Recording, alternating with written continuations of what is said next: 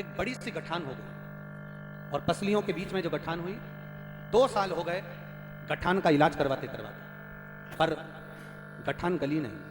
आखिरी में डॉक्टरों का कहना था कि इस गांठ को निकालना पड़ेगा, ऑपरेशन करना पड़ेगा, अगर ये ठीक नहीं हो रही है तो इसको निकाल कर ये जांच के लिए जाए। अब गुरुदेव करूं तो करूं क्या?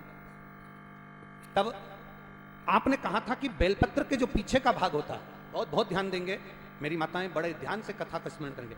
बेलपत्री के जो पीछे का भाग होता है, डंडी का बिल्कुल पीछे का जो भाग है, पीछे का, आपने कहा था बेलपत्र के जो पीछे का भाग होता है, अगर वो अशोक सुंदरी का नाम लेकर हाटकेश्वर महादेव, कौन सा महादेव? हाटकेश्वर महादेव का नाम लेकर अशोक सुंदरी को छुआकर चबाया जाए तो गांठ कैसी भी होती है वो गलती है। अब मैंने आपके वचन पर भरोसा करा, शिव मंदिर जाती, बेलपत्री उठाती, उसके पीछे का भाग तोड़कर बाबा को चढ़ाकर अशोक सुंदरी हाटकेश्वर महादेव का नाम लेकर खाती। गुरुदेव मैं क्या वर्णन करूं, मैं बाबा को यहाँ धन्यवाद देने के लिए आई हूं। बाबा ने मेरी जो गांठ 2 साल से थी वो मात्र 20 दिन में गला दी है। मेरे बाबा का भी क्या गुणगान, ये शिव तत्व है, ओ घड़ी है शम।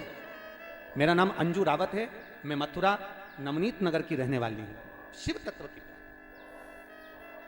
शिव कथा कर रही है।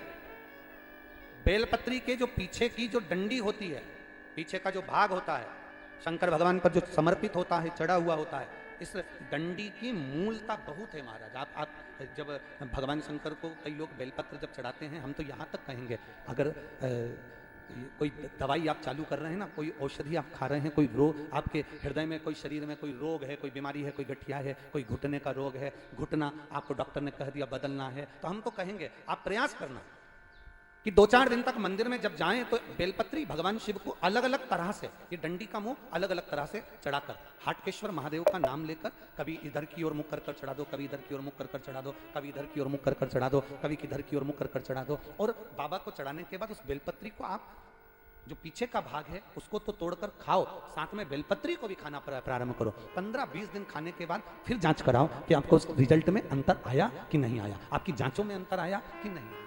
उस बेलपत्री के भाग का स्मरण हमको सुख देता।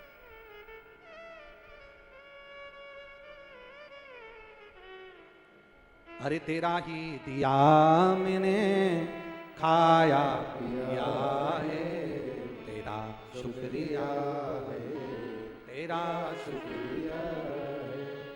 भगवान षडानंद कार्तिकेय का प्रागट्य